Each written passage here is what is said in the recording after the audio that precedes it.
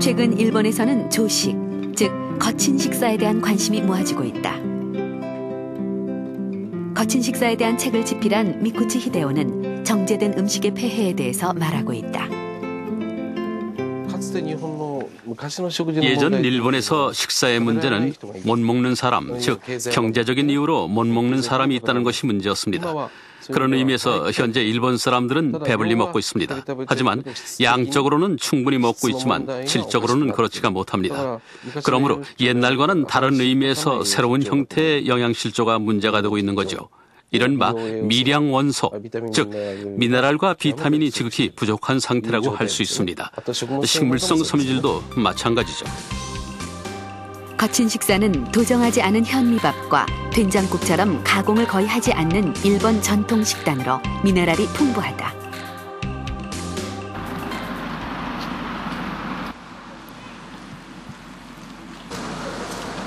개인 택시를 하는 원선희 씨는 시간이 날 때마다 가벼운 운동을 한다. 하지만 얼마 전까지만 해도 걷는 것조차 힘들었다. 일단 가장 참기 힘들었던 건 신발을 제가 못 신었었어요.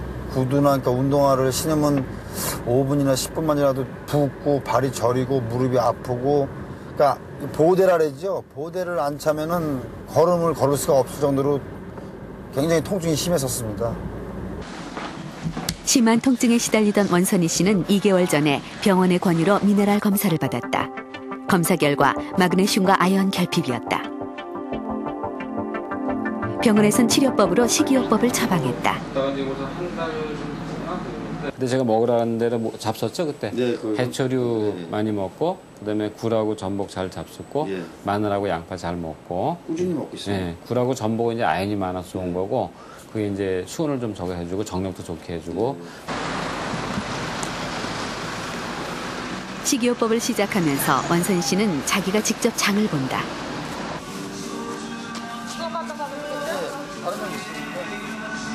그동안 주로 식탁에 오르던 음식들과 많이 다르기 때문이다. 병원에서 먹으라고 한 음식들은 신기할 정도로 모두 원선희 씨가 그동안 먹지 않는 음식들이다. 지금 먹는 음식은 마음에 드세요? 처음에는 마음에 안 들었죠. 전 생일날도 미역국도 안 먹는 사람인데 미역국, 뭐 김 이런 이게 해초류가 제 몸에 들어가야 뭐 병이 치료가 된다 그러니까 처음엔 어쩔 수 없이 먹다가 지금은 이제 서서히 이제 맛에 익숙해지고 과일도 전 전혀 먹지 않는 그런 체질이었었는데 과일도 좋다 그러니까 과일도 지금 찾아 먹게 되고 있습니다.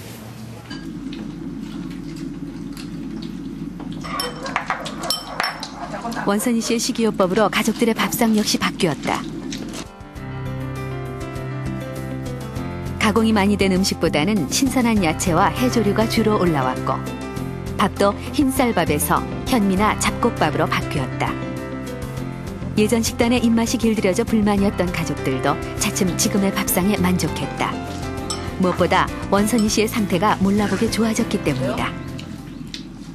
근데 괜히 아이들한테고 엄마 아버지한테 자기 처한테도 그냥 좋게 할 수 있는 건데 스트레칭을 하는 거예요. 그냥 스트레스가 받아가지고 막 그냥 짜증을 내고 그래요. 근데 지금은 그게 다 없어졌어요. 아침에 진짜 피로하고 몸이 항상 무겁고 그래서 일어나질 못해서 아이들하고 같이 아침 시간에 정상적으로 나가지도 못하고 그랬는데 제가 이제 식이요법 되고 운동도 하고 몸이 좋아지다 보니까 제가 이제 아이들을 도리어 깨워서 같이 아침에 나갈 수 있는 그런 게 참 좋습니다. 야채나 해조류뿐만 아니라 미네랄은 다양한 식품에 들어있기 때문에 신선한 음식을 골고루 먹는 것이 중요하다. 면역과 성기능에 관여하는 미네랄인 아연은 육류나 동물성 식품, 콩, 굴 등에 풍부하고 결핍되면 빈혈을 일으키는 구리는 조개나 버섯, 감자에 풍부하다. 신경계통에 관여해 부족하면 식욕 저하를 일으키는 칼륨은 과일이나 채소류에 많고 칼슘 E는 우유에 풍부하지만 우유를 가공한 버터에는 미네랄이 전혀 들어있지 않다. 요오드는 해조류에 풍부해 삼면이 바다로 둘러싸인 한국에서는 결핍이 드문 편이다.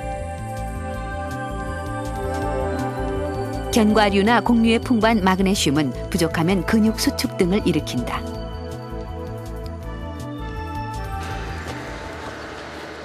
그러나 같은 종류의 식품이라도 어떻게 생산됐느냐에 따라 미네랄의 함량은 달라진다.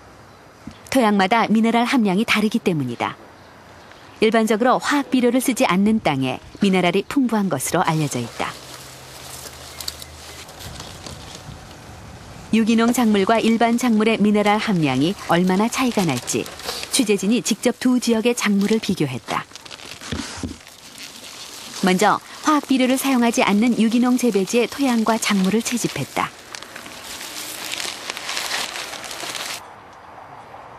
같은 방법으로 다른 지역에서 비유기농으로 파를 재배하는 농가를 무작위로 선정해 토양과 작물을 채집했다.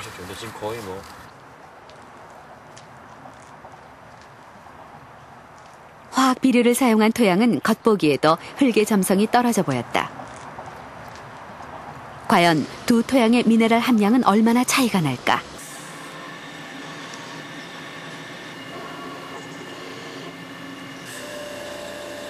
유기농 재배 지역과 비유기농 재배 지역을 각각 분석한 결과 화학 비료를 사용하지 않은 토양의 미네랄 함량이 훨씬 높았다. 유기농 지역에서 채취된 토양에서요, 일반 화학 비료 사용구보다 붕소 전함량을 제외하고 나머지 특히 식물체가 이용하기 좋은 치환성 양이온이나 수용성 양이온에서 함량이 한 많게는 4배 정도 이상 높게 나왔습니다. 작물 역시 유기농 지역의 미네랄 함량이 높았다. 유기농 지역의 식물이 흡수하기 좋은 양이온의 함량이 높기 때문이다. 화학비료만 처리하면 그 밖에 좋은 미네랄들이 토양에 지속적으로 투입이 되지 않습니다. 그래서 결국에는 토양에서 미네랄 성분들을 찾아볼 수가 없고 또 식물체에서도 그것들을 이용할 수 없기 때문에 식물체에서도 그 미네랄 결핍 현상이 일어날 수 있습니다.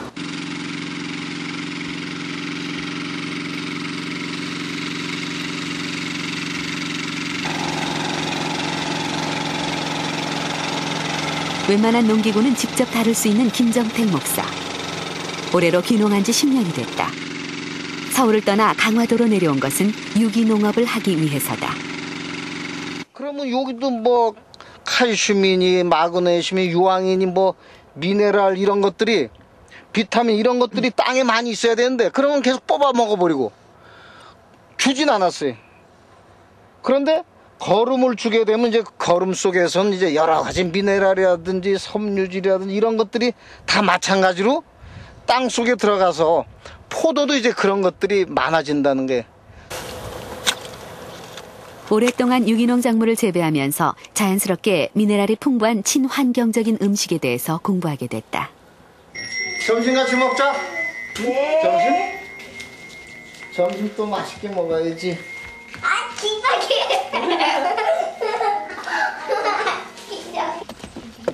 어린이집을 운영하고 있는 임정숙 씨는 점심 식사 준비를 위해 아이들과 함께 밖으로 나간다. 밭에 가요. 점심 뜯어 먹을 거 가실러. 점심에 먹을 야채 가지러 가요. 평소에도 이렇게 많이 직접 따서 드시나요? 네, 거의 뭐 요새는 매일 밭에서 있는 거 먹죠, 뭐. 하루 동안 먹을 채소는 모두 그날 밭에서 따온다. 하고 잘 먹죠? 자, 연아 여기에 넣어. 텃밭의 모든 작물도 유기농으로 재배했다. 아이들이 좀 서울 생활도 많이 했던 아이들이잖아요. 네, 도시에 있었던 아이도 있는데 오히려 어렸을 때 왔기 때문에 음식이 아이 때부터 습관이 들어서 지금 뭐 이렇게 먹는 게 당연히 그렇게 먹는 줄 알죠. 뭐. 감자. 거기 가서 감자. 원래 어린이집의 아이들은 또 다른 귀농 가족의 아이들이거나 건강 때문에 이곳에 온 도시 아이들이다. 감자. 봄비 너 오줌 마냐? 잦은 피부병을 앓거나 몸이 허약했던 아이들도 이곳에서 식습관을 바꾸면서 건강해졌다. 조그만 거. 좋지. 하나 올려봐. 올려가. 됐어? 내리지 말고. 됐다. 아이들도 이곳에 오기 전까지 패스트푸드나 청량음료를 즐겨 먹었다. 감자 입에 없죠. 아직 밥상 차리지도 않았는데 먹으면 어떡해. 어? 아직 밥상 차리도 않은